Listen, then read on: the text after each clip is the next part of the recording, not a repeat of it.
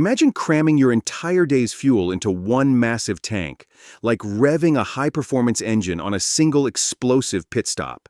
That's OMAD, one meal a day, the trendy fast where you feast big and starve long. Picture this. In the first hour, your heart races to handle the calorie bomb, spiking insulin and redirecting blood flow like traffic chaos during rush hour. By hour 4, if that meal's greasy junk, triglycerides surge, stressing your arteries' inner walls, science shows even one fatty feast can slash vessel flexibility by up to 50% in hours per a meta-analysis of 131 studies. Fast forward weeks. Blood pressure climbs, LDL cholesterol jumps, as seen in an 8-week RCT. Months in, population data links it to an 83% higher heart death risk. But is OMAD turbocharging your ticker or quietly corroding it from within? Stick around. We're diving deep. You've heard the buzz. OMAD promises fat loss and focus, but lurking beneath? Silent assaults on your heart's engine, starting with endothelial whispers of dysfunction, those vessel walls stiffening like rusty pipes under pressure. Imagine triglycerides building plaque, quietly hiking blood pressure over weeks, mimicking a slow traffic jam to full gridlock. Symptoms creep in: fatigue, subtle chest unease. Yet science offers hope. Quality tweaks could reverse this, unlocking short-term wins like stabilized glucose in days. What if ditching bad habits sparks immediate perks? We'll break it down hour by hour, balancing risks and rewards. Curious yet? First up, the immediate post-meal blast, from 0 to 30 minutes after chowing down. Your body slams the brakes on fat burning and shifts to handling a massive carb and fat influx, spiking insulin to shuttle glucose like a frantic pit crew. Blood vessels redirect flow to your gut, causing a slight uptick in heart rate and output to manage the digestive load. Kinda like your engine idling higher after a turbo boost. In folks over 50, this can hit harder, leaving you feeling wiped. A key study from the American Journal of Clinical Nutrition, 2007, showed this metabolic shift in OMAD eaters. You might notice a quick energy buzz or mild fatigue, like post-Thanksgiving slump, but daily. Short-term win, efficient nutrient absorption if your meal's balanced. Long-term, builds metabolic flexibility, potentially lowering heart strain over time. Value here? Quality fuel matters. Opt for veggies over junk to keep your engine purring smooth. Zoom to 1 to 4 hours in. The vulnerable artery window where that greasy feast turns traitor. Triglycerides and lipoprotein remnants surge, sparking oxidative stress and inflammation that stiffens your vessel walls, slashing flexibility like rust creeping into pipes. Even one fatty meal can drop flow-mediated dilation by up to 50%, per a meta-analysis of 131 studies in the Journal of the American College of Cardiology. If your OMAD's ultra-processed, it's like flooring the gas in traffic chaos, stressing your heart's inner lining. Real talk. You could feel bloated or foggy, with subtle chest tightness if you're sensitive. Nothing dramatic, but a whisper of trouble. Short-term perk. If fiber-packed, it dials down the spike for steadier energy. Long haul, consistent quality cuts inflammation, slashing plaque risk. The takeaway? Ditch the fries. Your arteries will thank you by staying supple. By 4 to 12 hours, the post-meal hangover drags on if your meal was a beast. Unlike 3-meal days with recovery breaks, OMAD creates a prolonged digestive grind, especially with fast carbs and fats mixing like oil in a jammed engine. Triglycerides linger, keeping vessels under pressure. Evidence from NIH reviews highlights how fiber-rich meals soften this, reducing harm to blood flow.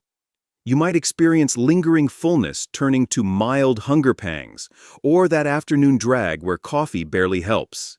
Real OMADers reported as the wall before the fast kicks in. Short-term benefit: teaches your body patience, curbing impulsive snacking. Over months, it could trim fat mass by adapting fuel use. Priceless value: embrace whole foods to turn this phase from slog to setup for fat-burning glory. At 12 to 16 hours, metabolic switching flips on. Your liver's glycogen tanks empty, shifting to fat and ketone burn like switching from gas to electric mode. This Johns Hopkins-backed mechanism boosts efficiency, easing heart load by stabilizing energy without constant spikes. Studies like a 2021 Frontiers in Nutrition trial on lean folks showed increased fat oxidation here. Expect that keto flu vibe if new, lightheadedness or irritability, but pros call it the hunger hump. Many feel clearer-headed once adapted. Short-term, sharper focus, sans blood sugar crashes. Long-term, lowers oxidative stress, potentially cutting heart disease odds. Key lesson: hang in. This switch could be your ticket to ditching yo-yo dieting. From 16 to 23 hours, circadian rhythms take the wheel. Early OMAD, finishing by 3 p.m., aligns with your body's clock, improving insulin sensitivity and dropping blood pressure, as seen in a randomized trial on pre-diabetics in Cell Metabolism, 2019. But late-night feasts? They throw off the rhythm, spiking stress like perpetual jet lag on your ticker. You might crash hard at night or wake wired. OMAD night owls often gripe about poor sleep.